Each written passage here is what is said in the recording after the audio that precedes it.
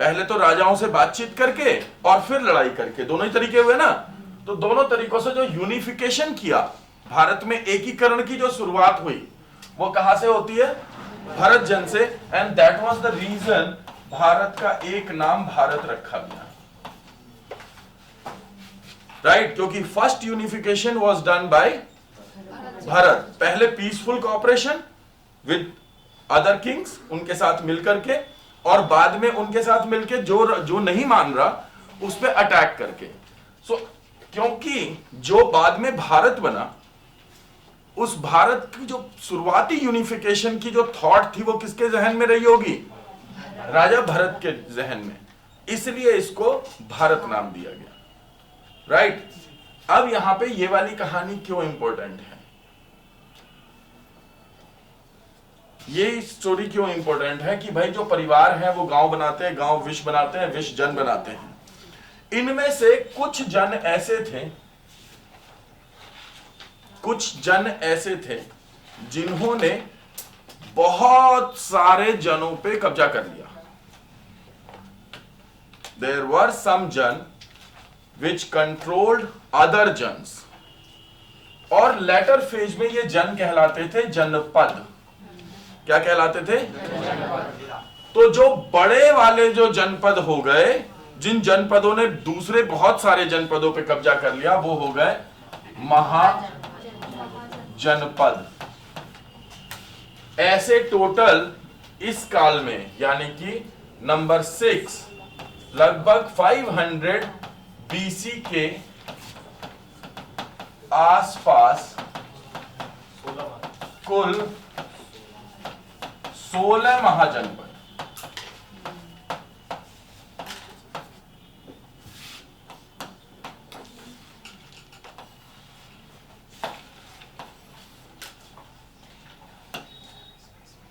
कुल 16 महाजनपद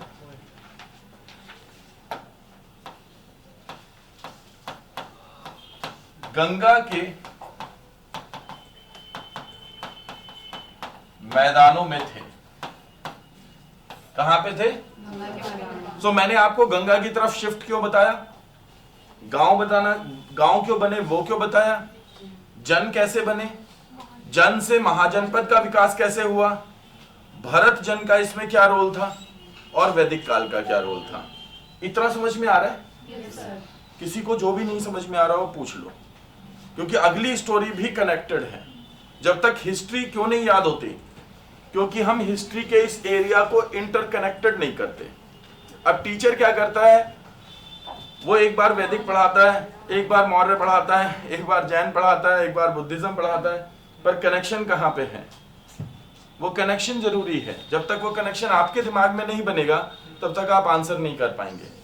सो I am just trying to make that connection. तो अगर यहाँ पे अगर कहीं पे भी गड़बड़ी हो तो फिर से पूछो और फिर हम आगे चलते हैं। हाँ विजय।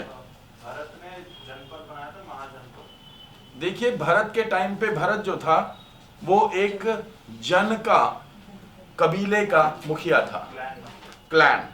ही was only a ruler of clan, he was a rajan, right? So that time these were not known as janapada. Janapada जो है ये समवेयर 600 बीसी के आसपास में कहे जाने लगे होंगे। जो हम राजन की बात कर रहे हैं, भरत जन की बात कर रहे हैं, वो समवेयर 900 टू 800 बीसी की बात है। यानी जनपदों के विकास से लगभग 200 साल पहले की बात है ये। ठीक है जी।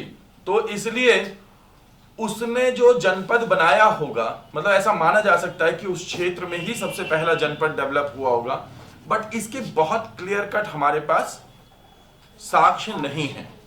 क्योंकि हमें महाजनपद नाम जो मिलता है वो कहां से मिल रहा है? वो मिल रहा है भगवती सूत्र से। ये ग्रंथ है। अलग अलग किताबें जो हैं वो क्या कर रही हैं, वो अलग अलग नंबर दे रही हैं महाजनपदों के। कहीं पे 18 हैं, कहीं पे 19 हैं, कहीं पे 25 हैं। लेकिन जो महाजनपद को जिस तरीके से समझाया गया है वो उसी क्षेत्र विशेष के बड़े एरिया के रूप में समझाया गया है। तो हम ये कह सकते हैं कि rulers had to fight with their with their neighboring janas, and they had to make a unified unit. अब वो जो यूनिट है उसका इस्तेमाल जनपद में हुआ कभी ना कभी बीच में, जिसकी हिस्ट्री बहुत नोन नहीं है, कि मतलब इतनी आर्टिकुलेटेड नहीं है कि ये इसी वक्त में इस जगह पर हुआ। तो क्योंकि जो वेद जो लिखे गए हैं, हमारे यहाँ जो इतिहास लेखन है वो इतिहास लेखन के उद्देश्य से नहीं किया जाता था। हमारे यहाँ इतिहास लेखन जो है वो बेसिकली एक आर्ट माना जाता था, and it was believed that all art devoted to god, all art devoted to god, जो भी कला है वो सारी भगवान को समर्पित है। इसका मतलब क्या है? What does this mean? भगवान है वो क्रिएट, इतनी फेमस क्यों है मोनालिसा की painting? Because that was first human painting. Otherwise painting किसकी की जाती थी? भगवानों की जाती थी। तो all art devoted to god. अब ये जो आर्ट है ये थी क्या? लिखना। लिखना एक कला थी, पढ़ना एक कला थी। तो हमारे यहाँ जिस तरीके से इस कला को वर्णन किया गया उससे कहीं ना कहीं धर्म या उससे रिलेटेड राइटिंग मिलती है, तो उतना नुआंस्ड ईयर नहीं मिलता, हमें खोजना पड़ता है। दूसरी बात कि इतना नुआंस्ड वे में जगह नहीं मिलती कि भाई यहां पे हुआ, इस टाइम में हुआ, ये व्यक्ति था। वहां पे तो क्या होता है, एक स्ट्रक्चर क्रिएट करनी पड़ती है। जैसे मैंने आपको चंद्रवर दाई की पुस्तक में से बताया कि उसने पृथ्वीराज रासो में लिखा है कि भाई कैसे राजपूतों का उदय हुआ, तो वो कहता है अग्निकुंड में से हुआ। अब अग्निकुंड में से हम और आप सब जानते हैं कि भाई अग्नि जला करके बालक ना पैदा होते so we know that it is not possible.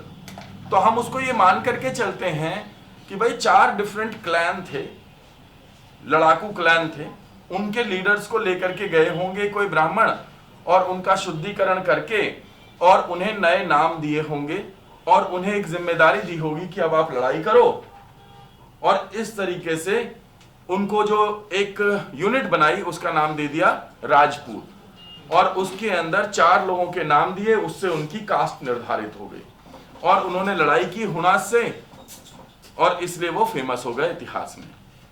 तो हम आज की डेट में ये एक अंडरस्टैंडिंग मान सकते हैं। तो वो जो टेक्स्ट है ना वो इतना क्लैरिफाई नहीं करता चीजों के बारे में, ये एक समस्या है। सर एक जो आपने बोला कि जो राजे चुनते थे एज एंसेस्ट्रल हेरिटेज, तो उसको एंसेस्ट्रल कह सकते हैं? नहीं, मतलब एंसेस्ट्रल इसलिए नहीं कह सकते क्योंकि जो पहला व्यक्ति जो चुना गया ना वो इसलिए चुना गया क्योंकि वो योग्य था, ऐसा माना जा सकता है। क्योंकि वैदिक काल में पारिवारिक तो नहीं था, कर्म के आधार पे था। दूसरा कुछ नहीं था। बेसिकली जो रूल करेगा वो होगा जो योग्य होगा।